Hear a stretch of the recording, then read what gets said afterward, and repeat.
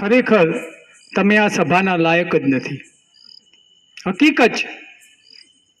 શું પડી છે આ લોકોને કે તમારી દીકરીઓ બચાવવા માટે તમારું સ્મશાન બજારમાં ના ખોરવાઈ જાય એના માટે આ મહેનત કરે છે ને આપણે અહીંયાથી એક આંગળી પકડીને દીકરીને નથી લાવી શકતા.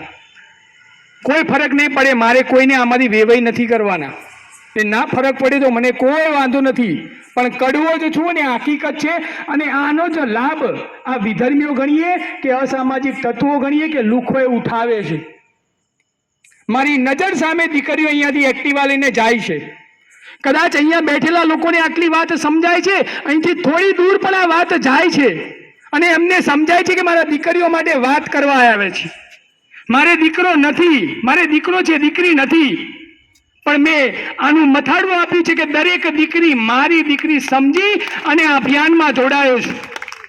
ઘરના તાળાની ચાવી લોક મારીને આવું છું. મારું ઘર છેલ્લે વગડામાં છે.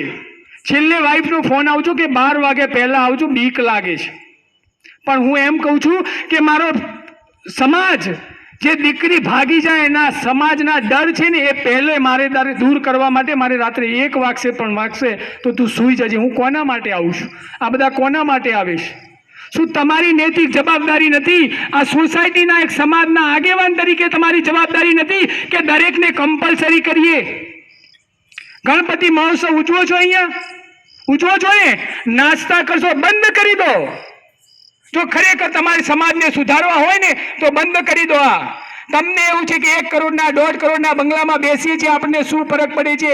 એ લોકો એવા લોકો શોધે છે કે જે 1.5, 2 કરોડ 5 કરોડના બંગલામાં રહે છે.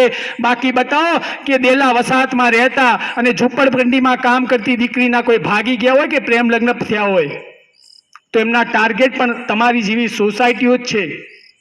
અને એટલા માટે સભા કરીએ છીએ અને દુઃખ થાય છે કે સાલું આટલો પરિવાર છોડી, ધંધો છોડી અને આ લોકો મહેનત કરે છે ને આ એક ટ્રસ્ટી નથી લેતા અહીંયા લાવવાની. તમને ના કહી દઉં, કદાચ સમય વધે ને તો એકવાર જજો. મહેસાણામાં 34-35 આ ગેસ્ટ હાઉસ ચાલે છે. એના અહીંયા ગેસ્ટ હાઉસનું બોર્ડ હોય ને ત્યાં 1 કિલોમીટર દૂર ઊભા રહેજો. તમારી દીકરીઓના એક્ટિવાની ડેકીમાં 1 ઝૂંકડી કપડાં એક્સ્ટ્રા હોય છે. ના હોય તો કહી દઉં તમને, હું સાક્ષી છું. ઘરેથી કયા કપડાં પહેરીને જાય છે, બજારમાં કયા બેનપણીના ઘરે કપડાં બદલે છે, આખો દિવસ ફરે છે, ફરીથી બેનપણીના ઘરે જાય છે અને તમે આપેલા કપડાં પહેરીને ઘરે આવે છે. આ હકીકત છે આ સમાજની. આ યાદ રાખજો. તમારા સોનાના ઘરેણાઓ એ તમારી તિજોરીમાં પડ્યા છે, તમારા લોકરમાં પડ્યા છે.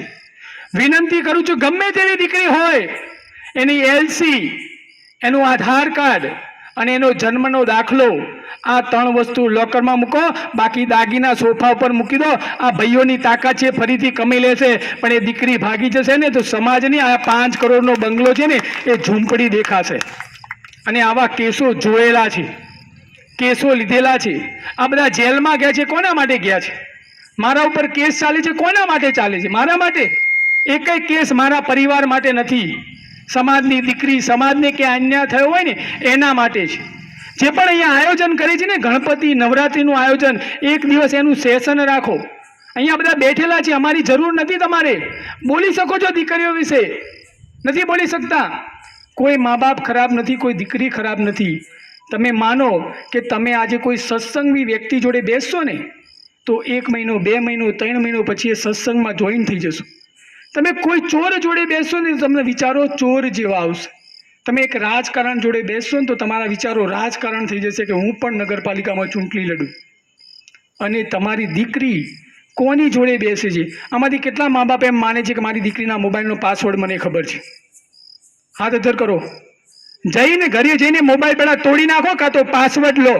અને આવી તાકાત ના હોય ને તો દીકરી જન્મવા માટે તમે લાયક નથી. અમારા શબ્દો કડક છે પણ કડવા છે તો સાચા છે. તમારી દીકરીનો પાસવર્ડ મોબાઈલનો કેમ ખબર ના હોય?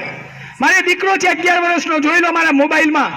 એની યુટ્યુબની લિંક અને મારા યુટ્યુબની લિંક સેમ છે. એ યુટ્યુબમાં નાનો કાર્ટૂનનો વિડીયો જોયે ને તો પણ મને બતાવે કે એને શું જોયું છે.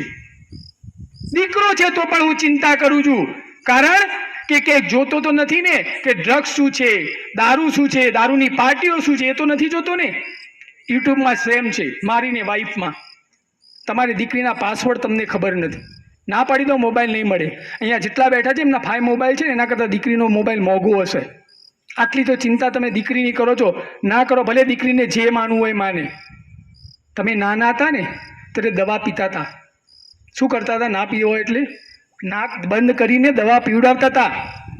એની માને ખબર હતી કે આ જો દવા નહીં પીવડાવું તો આ બીમાર પડશે, મરી જશે, એટલે એને દવા પીવડાવવી પડે. તો આપણી દીકરીને સમજ નથી. એ વખતે નાની હતી ત્યારે પીવડાવતા હતા ને.